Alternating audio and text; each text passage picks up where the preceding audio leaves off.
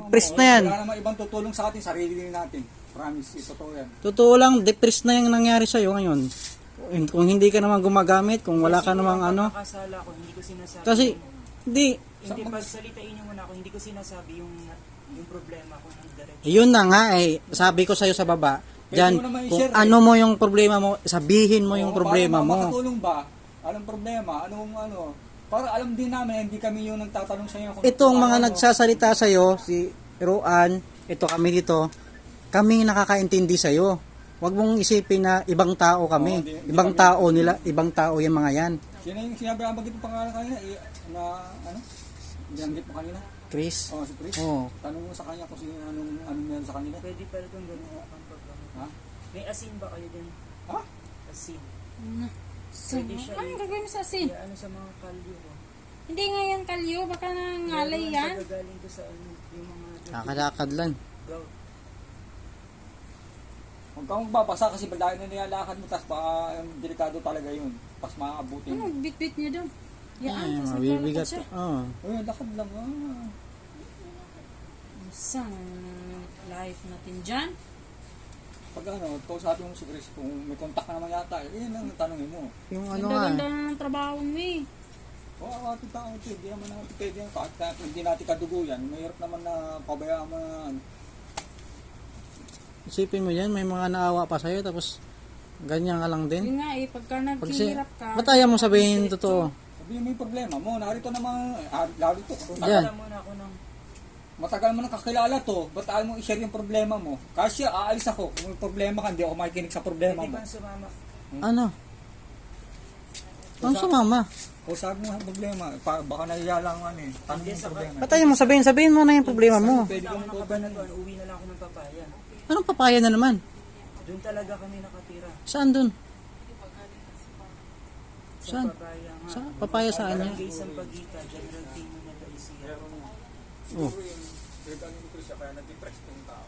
Hindi, ayoko naman, yun lang ano ko sa isip ko. Ayun, sabihin mo nga yung totoo dyan. Hindi ako iiyak, ano ba yun, nakangati lang ng ano. Oo nga, alam ko naman yan. Yun nga, okay. Ba't ayaw mo kasi sabihin kung ano nangyari sa'yo? Ano na.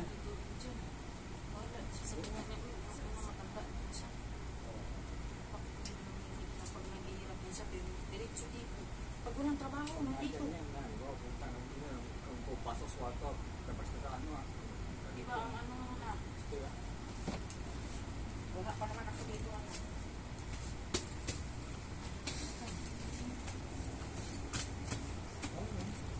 Uy, ano nga balak mo? Ano bang problema mo? Wala na akong problema actually. Wala kang problema. Pero nagsasalita kang mag-isa, lumabas sa may bibig mo. Hindi, kausap ko ang Panginoon. Ba't mo kausapin ng Panginoon? Kahit ano naman kausap mo doon, nakikinig lang yan, hindi naman nagsasagot yan eh. Nandito kami, instrumento, ginamit ng Panginoon, bakit ayaw mo sabihin sa amin? Invalid yan na, ay ano, dyan, invalid yung mga sinasabi mo kapag kinausap mo yung Panginoon.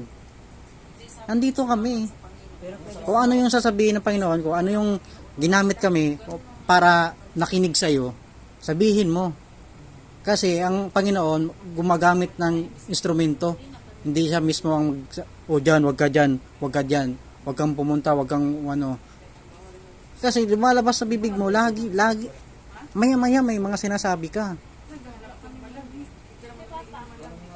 Kami okay lang, nandito, tayo-tayo lang kikita. Paano pag nakikita ka ng mga ibang tao, ano sa tawag sila sa'yo? Baliw.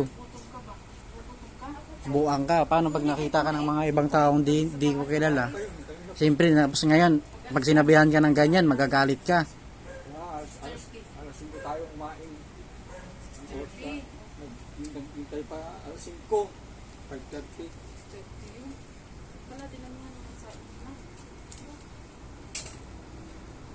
Ano dyan? Sabi mo yung problema mo, baka makatulong kami. Bakit kasi, di mo pa sinabi yung problema mo? Ano nga ang problema?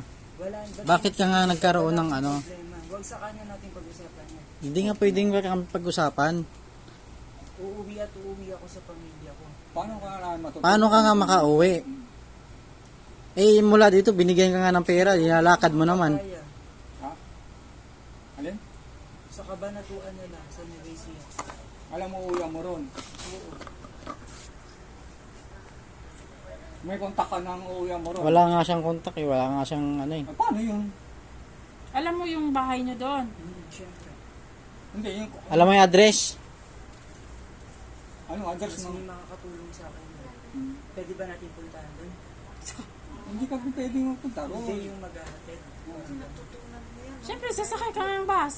Alam ko yung baliwag. Baliwag ko ba nga yun Sa doon? conception dahil ang Ha? stop over yata or PS. Hindi nyo kasi alam yun. Diyan eh.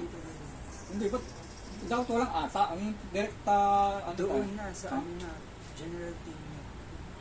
General din yun. Malayo yun. Malapit. Sa Minalungaw yan eh. Yung puntahan naman yun doon. Na mismo. Malayo yun.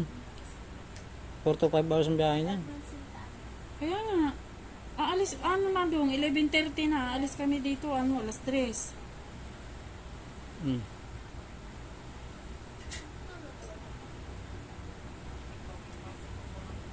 Doon nga sa papaya na lang, pero dadaan muna ako ng Kabanatuan. Dadaan ka nga kung may ekstrang pera ka. Isipin mo muna yung ano mo, kalusugan mo, saka may Pamasahe mo. cellphone. Siyempre, pag pupunta ka ng babiyahe ka, kailangan mo ng pamasahe, saka pangkain mo. Mahirap naman yung pupunta ka ng... Dami mong daan-daanan. Pa- Saka na lang pa- kunin pag ano. Sa Santiago na lang kasi nandun yung cellphone ko. Bakit galing ka na pala sa Isabela? Baka nilakad mo lang papunta dito dyan. Hindi naman, sumakay ako. Oh, paano kung makakasakay, wala kang ang pera, may pamasahe? Sumakay ako ng bus, pero naglakad ako papunta dito. Hindi. Mula. Wala ka ba? Nagbayad ka sa bus? Share. Yung iba, pinapakausapan ko na lang. Ah. Okay naman, hindi naman nagagalit yung ano. Hindi, may mga nagagalit, pero may mga nagsasabi ng bakit. Sa doktor. May ano ba kayo asin? Bigyan mga asin nga. Sayang. Pang silikon.